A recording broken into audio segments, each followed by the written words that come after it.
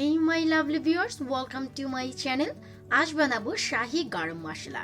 সামনে যেহেতু ঈদ, তাই ভাবলাম রেসিপিটি এখন শেয়ার করব না তো আর কখন করব। ঈদে ভাই কম বেশি সবার ঘরে কিছু না কিছু শাহি রান্নাবান্না তো চলেই চলে। তাই ভাবলাম বাজার থেকে আর প্যাকেটের মশলা কিনে না এনে ঘরেই 100% কোয়ালিটি সম্পন্ন শাহি গরম মশলা কিভাবে বানানো যায় তারই একটি ঝলক আপনাদের সামনে তুলে ধরবো। আশা করব ভিডিওটি সবার ভালো লাগবে।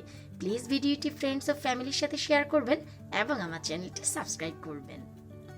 শাহি গরম মশলার জন্য আমরা যেসব মশলাগুলো ব্যবহার করছি, চলুন শুরুতে আমরা তার সাথে পরিচয় হয়ে আসি। এখানে আমি নিয়ে নিয়েছি 1 টিস্পুন কোরিয়ান্ডার সিডস, যাকে আমরা ধনিয়া বলে থাকি। 1 টিস্পুন শাহি জিরা, এটি হচ্ছে কাশ্মীরি জিরা। এখানে নিয়েছি 1 টিস্পুন কিউমিন সিডস, এটি হচ্ছে বড় জিরা। এখানে আছে হাফ টিস্পুন সেলারি সিডস, যাকে আমরা ছোট ধনিয়া বলে থাকি। এখানে রয়েছে 1 টিস্পুন ব্ল্যাক পেপার, কালো গোলমরিচ।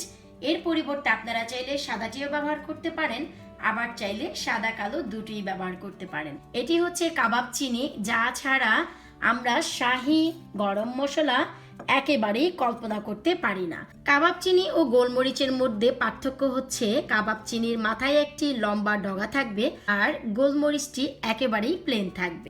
তাই শাহি গরম মশলার ক্ষেত্রে এই কাবাব চিনিটি মোস্ট ইম্পর্টেন্ট।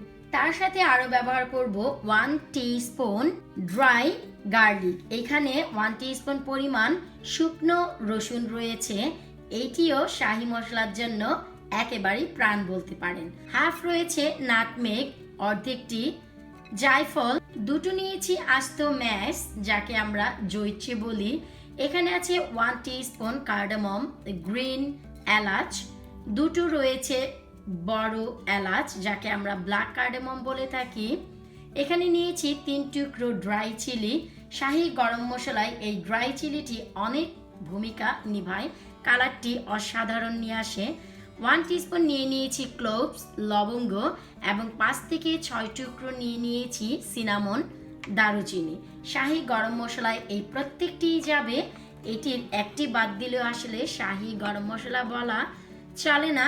আর হ্যাঁ, শাহি গরম মশলায় পোস্তদানার কোনোই কাজ নেই, পোস্তদানা ছাড়াই শাহি গরম মশলা করা হয়। তো এবার আমরা কি করব, এই গরম মশলাগুলো একটি গ্রাইন্ডারে করে পাউডার করে নেব। মশলাগুলো সম্পূর্ণ পিষা হয়ে গেছে, আমি একটু দেখিয়ে দিচ্ছি কত দারুণ হয়েছে আর এত চমৎকার একটি ফ্লেভার বের হয়েছে, তা আমি কি আর আপনাদের বলবো। এবার এই মশলাগুলো যেন অনেক দিন পর্যন্ত ভালো থাকে, তাই যে কোনো এয়ারটাইট বক্সে অথবা কাচের জারে এভাবে করে সংরক্ষণ করা যাবে।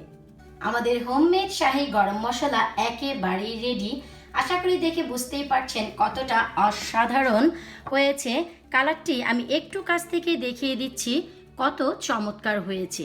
আসলে বাইরে থেকে যেমনটি কিনে আনবেন ঠিক তেমনটি হবে যদি এই রেসিপিটি ফলো করেন। এবার আমি শাহি গরম মশলা আর রেগুলার গরম মশলার ভিতর পার্থক্যটি একটু বলে দিচ্ছি। সেটি হচ্ছে শাহি গরম মশলা কখনোই ভেজে গ্রাইন্ড করা হয় না, অলওয়েজ কাঁচাই গ্রাইন্ড করা হয়। আর যেটি রেগুলার গরম মশলা তা হালকা তেলে তারপর গ্রাইন্ড করা হয়, এই হচ্ছে পার্থক্য। তাই আমি বলবো আপনারা ঘরে একটু সময় করে ঠিক এভাবেই শাহি গরম মশলা বানিয়ে জার ভরে রাখুন। এবং সামনে যে ঈদ, আর ঈদ মানে হচ্ছে ভাই কিছু তো শাহি রান্নাবান্না সবার ঘরেই চলে।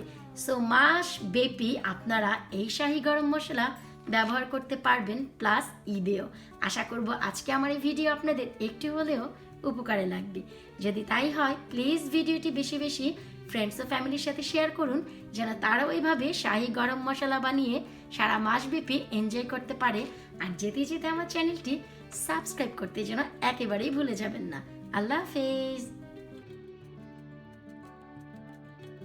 আর শাহি গরম মশলা আর রেগুলার গরম মশলার মধ্যে এখন আমি পার্থক্যটি একটু বলে দিচ্ছি। না, এটা এখন বলবো কেন?